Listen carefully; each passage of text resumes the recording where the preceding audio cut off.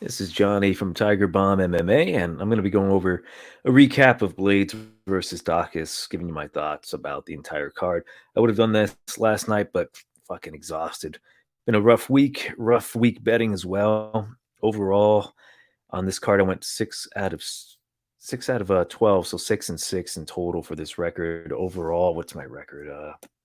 74-34, so not terrible.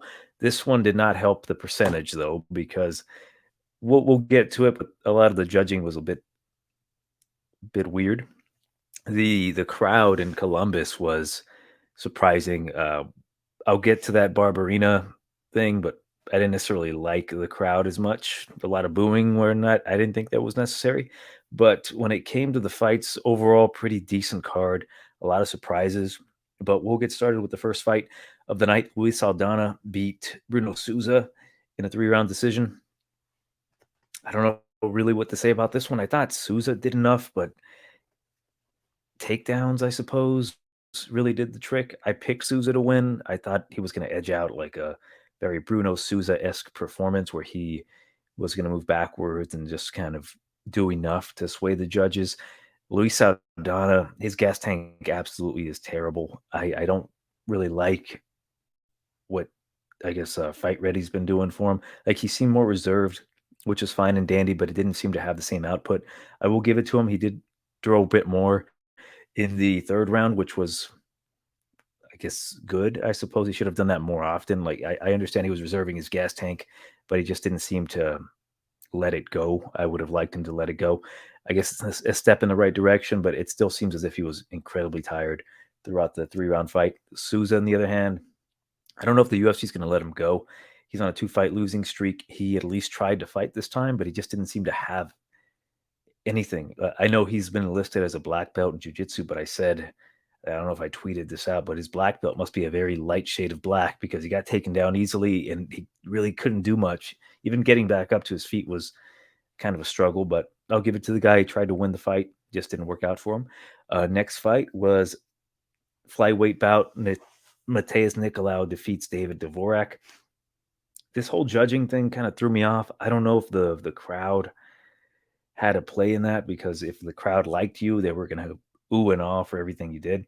First round was absolute garbage. Neither man really did anything. Dvorak was pushing forward, and Mateus Nicolau was kind of skirting around the cage on the outside. No, neither guy really did anything to really win or solidify the fight. When it comes down to judging these fights, forward pressure obviously is going to win if nothing's happening. As I think Kevin McDonald told me, if nothing's happening and a guy's moving forward and that's it, guy moving forward wins. In this particular case, a couple strikes were going back and forth here and there, maybe 1 or 2 leg kicks from Dvorak, a couple counters from the Mateus Nicolau, but nothing really happened. When things like that happen, it's like, damn, you have to put a stamp on those rounds because it could go either way. It ended up obviously going to Mateus Nicolau because of, round number 1 and 2. 2, he absolutely hurt Dvorak, and I was very surprised. I didn't pay too much respect to Mateus Nicolau because I thought he was really 0-2, arguably, in the UFC, and Dvorak, incredibly long winning streak, high fight IQ. He kind of let himself down in this fight. He should have done a bit more in the first round to win that round, solidify that round, and he would have won the decision. I had Dvorak, just didn't work out for me. I'm not salty about any of these decisions per se. More so that I'm a little bit confused why all 3 judges gave the first round to Mateus Nicolau. I thought at least one would have given it to Dvorak. I mean, I don't want to say I'm not a judge. I am a judge, and knowing how they work and how they think, I really need to go back and rewatch that first round to see what they saw in that first round for Nicolau. Third round, clearly Dvorak. It could have gone either way, but it is what it is. Mateus Nicolau is 3-0 in the UFC over really good people. We'll see what happens to him next. I'm not 100% sold on him yet. I really think he is edging out these decisions barely. So good on him. We'll see what's next for both men. Next bout, Manon Fiorot wins a 3-round decision over Jennifer Maia. The only comment I have on this is that the commentators really were pissing me off. DC and Michael Bisping, they kept saying shit like, "Oh, Manon Fiorot doesn't want to do that. Why is she going for takedowns?" I understand why they did that. They didn't really do a whole ton of research on Manon Fiorot, but she's getting really better at the grappling. I believe she's a brown belt in jiu-jitsu. So for her to try to grapple with Jennifer Maia is not out of the realm of possibility. And Jennifer Maia I think she's listed as a black belt in Muay Thai. So everyone kept saying her best bet is to go take it to the ground. I'm like, I don't think that's the best option, man. She can try to knock out Jennifer or Manon Fiorot, which he landed a pretty nice head kick on her, but that's really all that landed. And that kind of pissed me off too when the commentators were saying that Manon might be hurt. I'm like, dude, what the fuck are you guys talking about? Like, Manon is an experienced kickboxer. She's not hurt. If she goes for a takedown, it's because she wants the takedown. Maybe she might have been stunned, perhaps, but to say that she has nothing to do on the ground is a little, I don't know, it just bothered me a little bit. Like, I admit I didn't do as much research on Manon in the past because, I'm going to pick her to beat Tabitha Ricci, her and her fine ass. But I was a little disappointed in the commentary team on that one. But other than that, it happened exactly like I thought. Being on the outside, Manon Fiorot, I'll give you this, her first fight with, I can't remember who, her first professional loss, she was getting judo tripped over and over, and that's how she kept losing position and essentially lost the fight via split decision that way. She was implementing that same trip against Manon or Jennifer Maia, which I thought was kind of cheeky. So good on her. She's evolving as a fighter. Allegedly, I hear that blonde fighter Caitlin Chukagian might be fighting. Oh my god, I'm losing her name, Amanda Hebos. So I'm not certain on that, but Fiorot called her out. Interesting because there can only be one blonde fighter, and we'll see what is in store for each lady. But Jennifer Maia, I'll give it to her. She's always scrappy. She put on a decent fight against the experienced kickboxer, and she just got edged out like she does against most blonde fighters. All right. I can't always pronounce this guy's name, but Alishkab Kizraev, I'll just call him Kizraev, defeats Tanis Talulin by a second round submission. I was shitting on Kizraev's striking. It looked pretty damn good. Like, I've seen his footage in the past, and I wasn't very impressed by it. Like, he was swinging punches. He looked very solid against Talulin in this scrap. Really, I don't want to say flawless performance because like he kind of got hit a couple times. Chin looked good. Talulin hits hard. I'm excited to see what he can bring to the table when he's fighting a guy that's not going to take him down and submit him because that's his biggest weakness. But for Kizraev, dude's coming down to welterweight apparently. At least that's what his translator said. Dude's trying to pick a fight with Michael Bisping. I like this guy. I actually had a bet on him inside the distance. I think by finish, and it obviously covered. I wanted it sooner than the second round, but the dude looked very good for being away for about a year. Very solid prospect. I'm looking to see what happens with him next if he drops down to welterweight. But move over, Khamzat Chimaev. We got a new wolf in town, and he's a black wolf, and black wolves are better. Next bout, Chris Gutierrez defeats Pat Carell Dana. I was on Chris Gutierrez. I had a feeling, I had a gut feeling, and main reason why I picked Gutierrez because the guy's very good. He's underrated. I know he has some iffy performances in the cage sometimes, like against that other guy he beat. But damn it, I can't remember the dude's name. He just beat him. Let me find out. I hate when this happens when I forget the fighters' names. He beat Felipe Colares, the zombie, the Brazilian zombie. So you're thinking, yeah, he's not going to beat Dana Batgirl, but Batgirl's got ridiculous knockout power.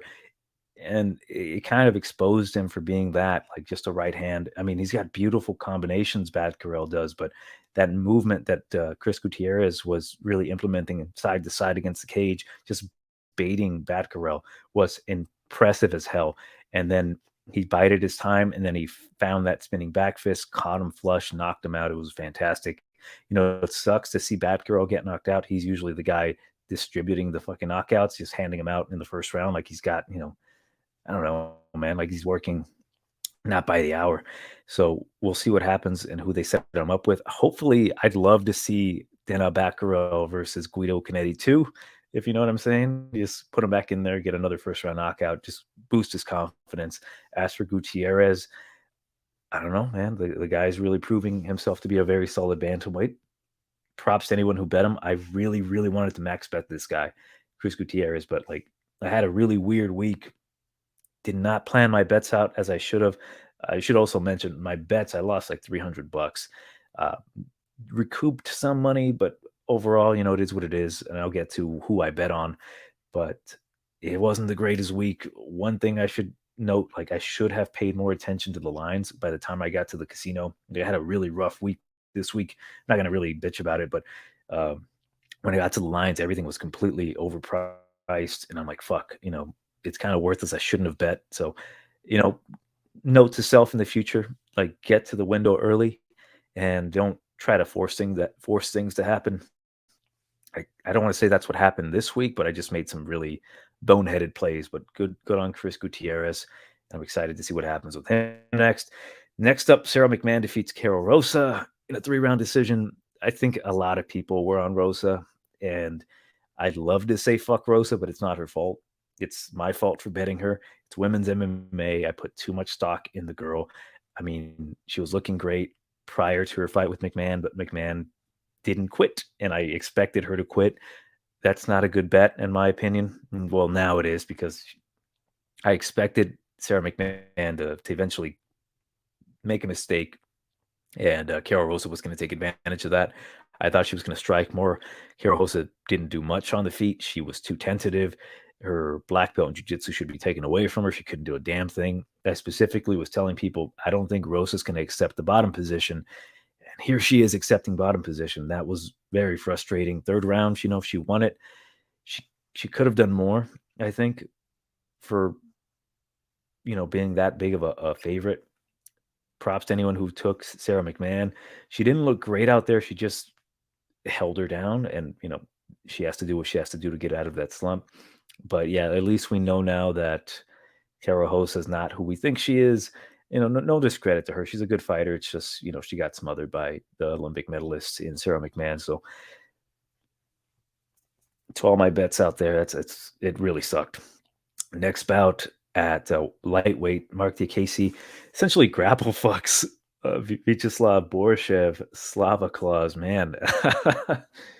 Jesus, he could not get off on anything. I mean, he had a couple flurries on Mark Diakase, but Mark Diakase, he really he really kind of exposed that Team Alpha Male spent all their time with Sarah McMahon instead of training Mark Diakase for takedown defense. It's like he looked good in the first round stuffing takedowns, but I'll give it to Mark Diakase. He needed that win and he took it. I did have one bet with Vyacheslav, but it wasn't anything major. It was just like a $10 parlay, so I wasn't expecting him to really pull it off. Come round number 2, I'm like, I already expected those $10 to go away.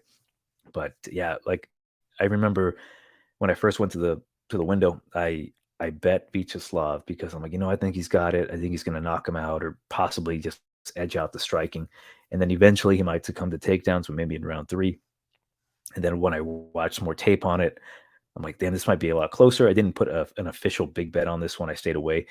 And primarily for that, like I thought his takedown defense was going to be better. I thought he was going to push the pace a little bit more.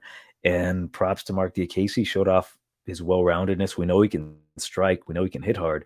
Now we know he has the cardio and the wrestling. I don't want to say prowess, but enough wrestling to take a good striker down. He's back on top, and we'll see with him. But next up, Neil Magney defeats Max Griffin, split decision.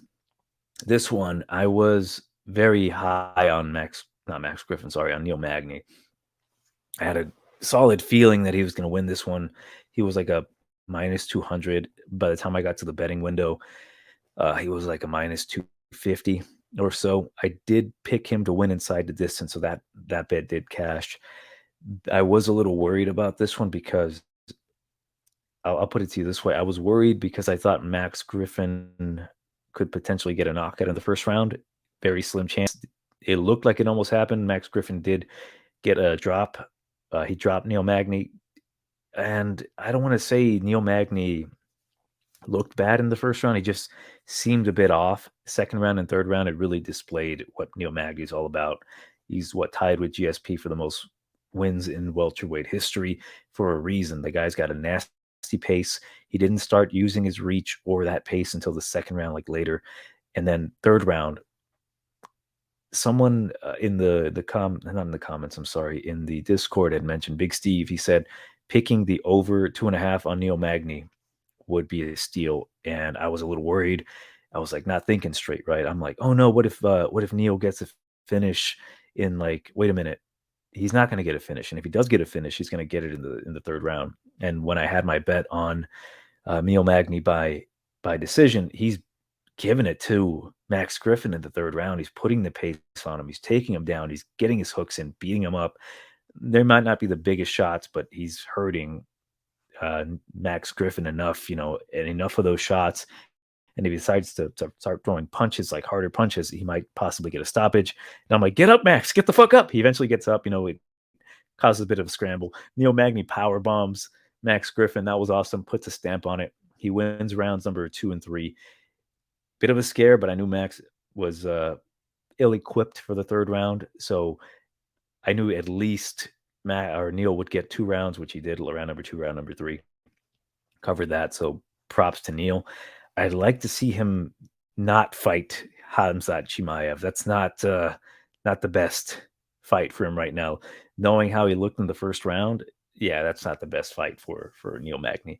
But for Max Griffin, as I mentioned, I did not expect him to maintain that pace. He looks great in the first round, but he slows down in like midway of the third, or midway of the second, and in the third round, he's kind of like out of it.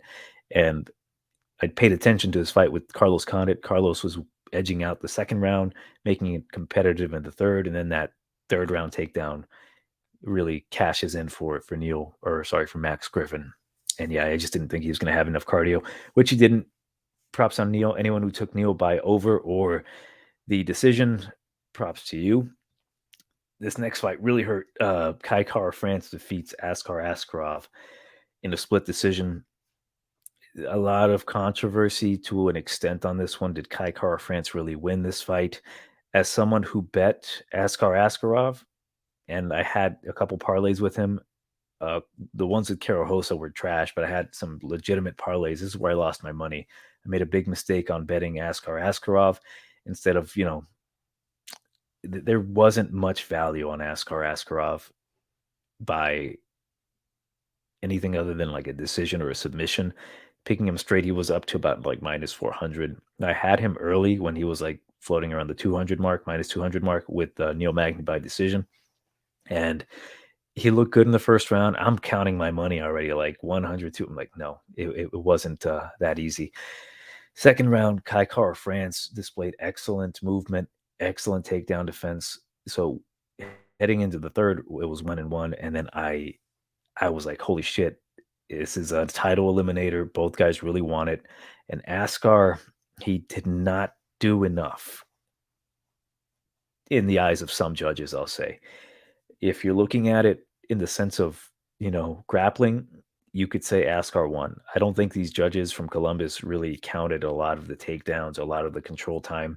They more so counted slight strikes because Kai Kara-France, you can arguably say neither guy won this fight.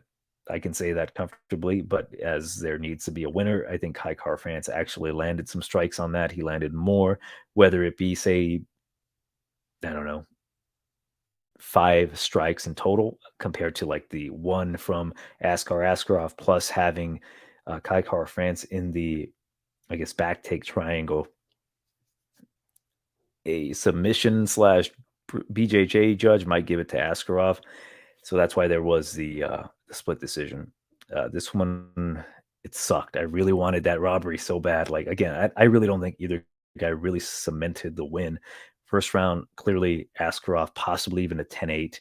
Round number 2, clearly Kai Kara-France landed some good, vicious shots. And then round number 3, it was just like a cakewalk. They neither really cemented the round. It is what it is. It sucks that I lost money. Like, again, like 300 and some bucks, but it is what it is. I just have to grind it for not next week. It's a couple weeks from now, UFC 273. But yeah, that's my take on that one. It was close. I'm not crying foul. Like, it could have gone either way. I would say if you have to put a number on it, I would feel maybe like a 60-40, 60% Kai Kara-France. I think he's the rightful winner. 40% of me thinks that Kai or Askarov could have won that fight just based off of that control time in round number 1 and then slight control time in round number 3. But it is what it is, man. Like, the crowd, I think, kind of swayed things as well. And we'll get to that type of mentality. I really didn't think that the judges were scoring a lot of the grappling. I think they counted more for strikes and then, obviously ground and pound. But yeah, props on Kai France, but I really don't think he's going to be able to beat either of the top two in Figueiredo or well, they call him McLovin. God damn it, Brandon Moreno. So we'll see what happens because there's a possible talks about Kai France facing Brandon Moreno for an interim title. Perhaps I have no idea what the hell they're doing. I heard July for Moreno versus Figueiredo 4, so we'll see what happens. But next bout, fight of the night, I actually got up and started like bobbing and weaving through this fucking fight. Brian Bam Bam Barbarino defeats Matt the Immortal Brown in Ohio, and it pissed me off. The crowd was booing my man Bam Bam.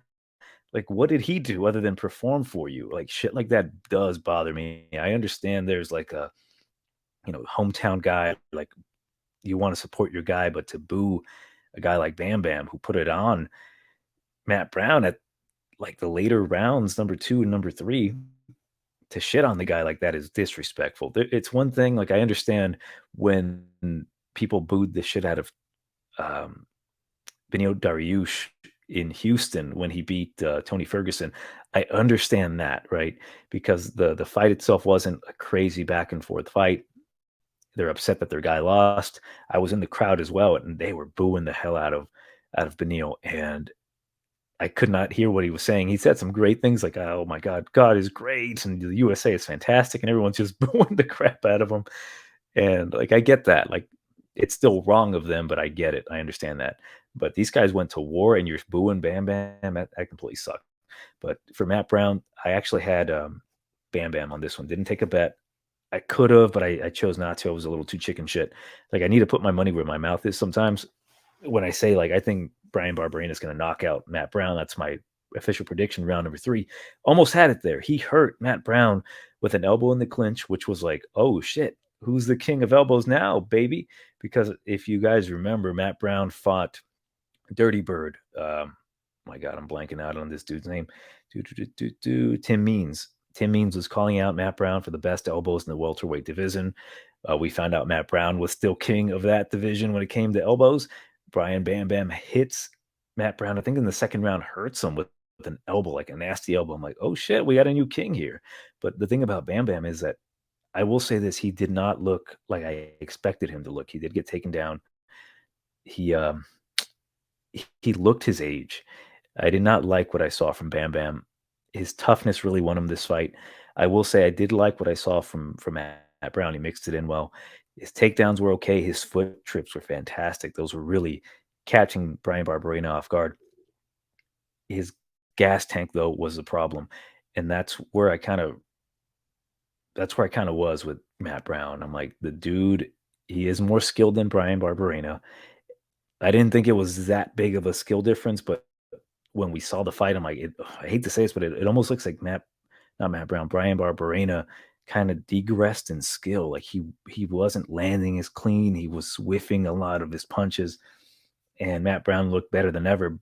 But it just showed that his toughness has really taken a dip because some of those shots he was eating from Bam Bam, they're gonna hurt. But Matt Brown used to eat those, and even if he was hurt, he would move forward. He was backing up quite a bit when he was hurt, and I really thought Bam Bam was going to be able to finish him in the third, probably by a body shot. He was ripping the body a lot. Even when he got on top, he was ripping the body. And to me, honestly, I really thought Brian won that fight. Round number 2, round number 3. Round number 3, clearly he actually hurt Matt Brown visibly. The judges see that shit when a guy's backing away when he gets hit. That means the other guy's winning that fight and it's getting close to being finished. Like, one thing is that if you were to score the takedowns, knowing that a lot of the grappling wasn't being scored as heavily as the strikes throughout this card, you got to understand that at that point there's a precedent set, and the judges are going to award more so the boxing, the striking. And in that case, Brian won. Tough fight, man. It could have been. Some people were saying it's a draw. I didn't see it was a draw. I would have not minded a draw. The math doesn't work out, but fuck it, I don't care. Both of these guys are warriors. Props on them. Hopefully they got a shit ton of money. Brian's talking about he would retire if he got cut from the UFC. Don't cut him. I love Brian Bam Bam. But yeah, man, Matt Brown, that third round, I guess he was tweeting that like he put his foot off the gas. And I'm like, dude, you got hurt. That's not you putting the foot off the gas. That's you being punched in the face and then being pushed away from the gas. Yeah, I mean, it is what it is, but Brian Bam Bam pulls it off. Anyone who bet him, hopefully as dog, I think they were still like evenly matched, but I think plus 110 or minus 110, minus 110. But yeah, Brian did his job. I hopefully get to see him fight again in the UFC. Hopefully he doesn't become a farmer full time. But next bout, co-main Alexa Grasso submits Jojo Calderwood in the first round. A lot of people were talking about taking Alexa Grasso by sub. I was one of those people who actually took it. I didn't make a whole ton of money. I wasn't that confident in Grasso defeating Joanne Wood by submission. I thought Joanne Wood was going to keep it on the feet, have decent enough takedowns, and Alexa Grasso was just going to edge out the rounds. Another one of these fights that I bet on before really doing tape watch. I thought it was going to be a lot closer. After watching tape, I'm like, yeah, Alexa Grasso's got some pretty good grappling. Like she doesn't display it a lot. It's almost like she wasn't comfortable. Now we know she's comfortable. She took her down, took the back.